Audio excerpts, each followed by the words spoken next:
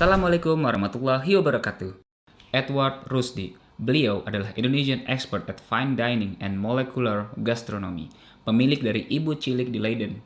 Rusdi memiliki latar belakang tidak biasa untuk seorang chef dan pemilik toko. Dia belajar tentang Arab, Indonesia, dan hukum syariah di Leiden University and IAIN Jogja. Sebagai warga negara asing, mau tahu pendapat beliau mengenai makanan Indonesia dan mengapa beliau mau berjuang memperkenalkan makanan Indonesia di dunia. Yuk kita simak. Sekarang gue lagi bersama Chef Edward, salah satu dari founder dari Yayasan Indonesia 1. Dan Chef Edward ini cukup unik karena beliau berkebangsaan Belanda, namun memiliki keturunan Indonesia. Betul. Ayah ya Chef ya? Betul.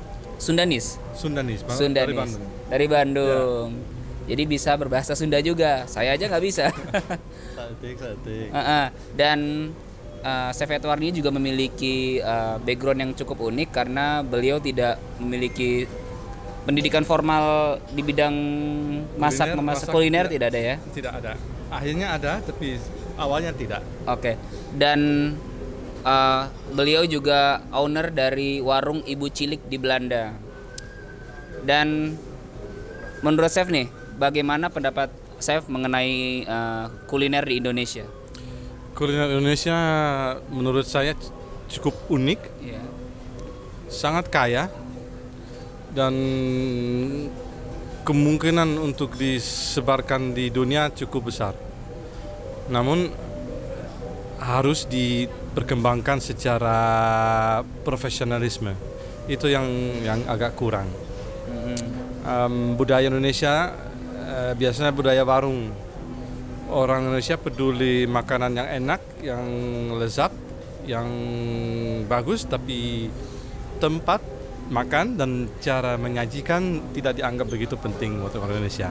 Oke. Nah, ini hal yang penting sekali untuk mancanegara, apalagi Eropa.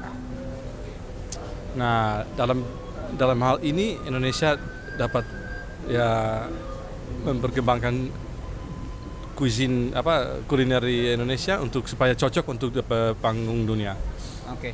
Dan Chef ini kan kita tahu kita pasti bekerja untuk hidup. Dan mengapa Chef memilih untuk berjuang di bidang kuliner Indonesia dan membuka restoran Indonesia di Belanda? Kalau cerita saya ya berdasarkan kebetulan aja. Kebetulan aja. Iya. Saya sebenarnya lulusan Universitas Leiden, bidang hukum Islam. Oke. Malah not related at all. pernah kuliah di Jogja juga di IAIN Sunan Kalijogo. Nah, pada akhir studi kembali dari setahun di Indonesia, ada teman yang kerja di warung itu mau diganti beberapa hari karena sakit. Saya bantuin dia di toko, terus menjual. Terus yang milik lihat saya agak tertarik sama masak dan minat dengan masak, dan memang dari keinginan sendiri dari rumah sudah bisa masak, tapi karena ayah saya meninggal saya masih kecil, saya tidak diajar masakan Indonesia sama beliau. Nah, kebetulan di warung ini ada 4 ibu-ibu yang masak. Yang satu dari Manado, yang satu dari Padang, yang satu dari Solo, yang satu dari Bandung. Oh, lengkap. Jadi saya dapat 4 guru dengan masakan masing-masing, dengan kuliner di daerah masing-masing. Dan selama 3 tahun saya masak Jumat Sabtu sebagai mahasiswa kerja sampingan. Pada akhir periode itu yang punya sakit, dia perlu masuk rumah sakit beberapa bulan, dia minta saya ganti. Saya bilangnya setelah sementara aja, kenapa tidak? Tapi sementara menjadi beberapa tahun, terus di offer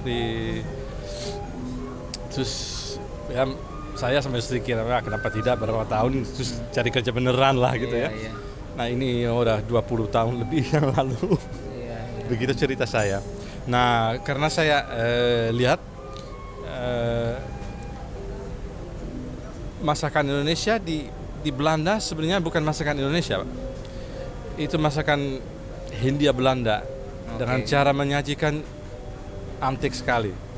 Yang namanya rice tafel, barangkali Anda sudah pernah dengar apa istilah itu. Rice tafel itu semacam prasmanan, ya betul prasmanan. Prasmanan.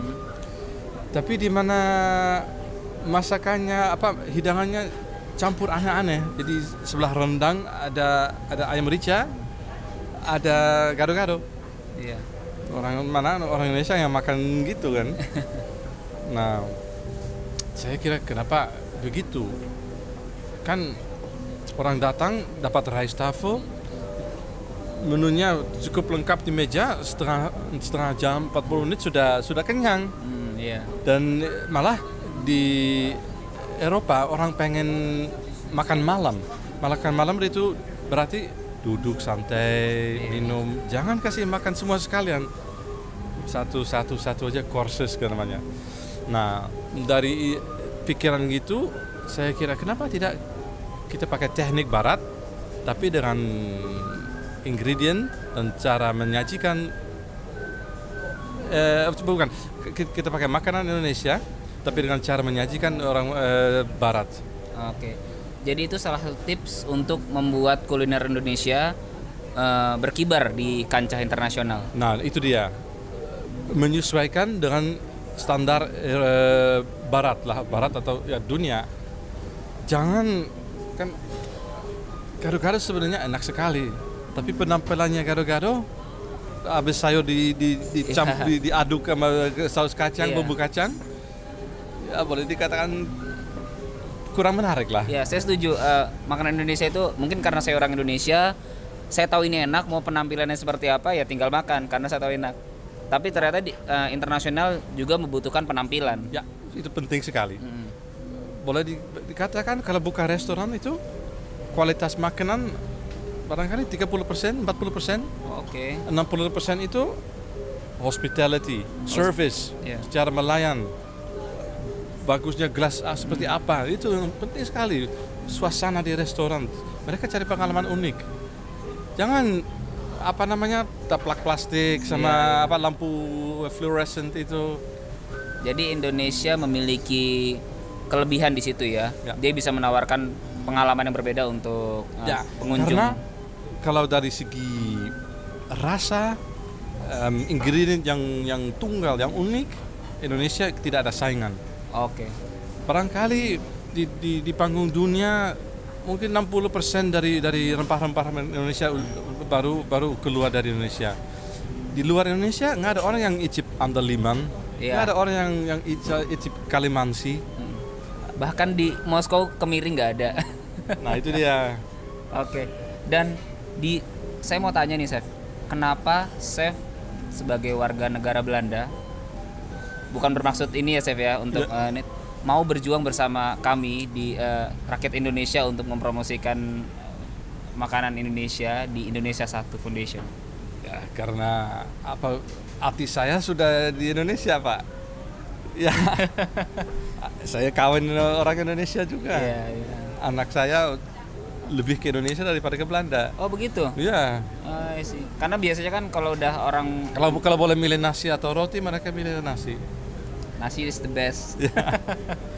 Oke, terima kasih banyak untuk sama-sama. Terima kasih. Semoga niat mulianya dengan non-profit organization Indonesia Satu sukses dan Indonesia makin dikenal di dunia. Terima kasih banyak Chef atas waktunya. Oke, sama-sama. Terima kasih untuk perhatiannya.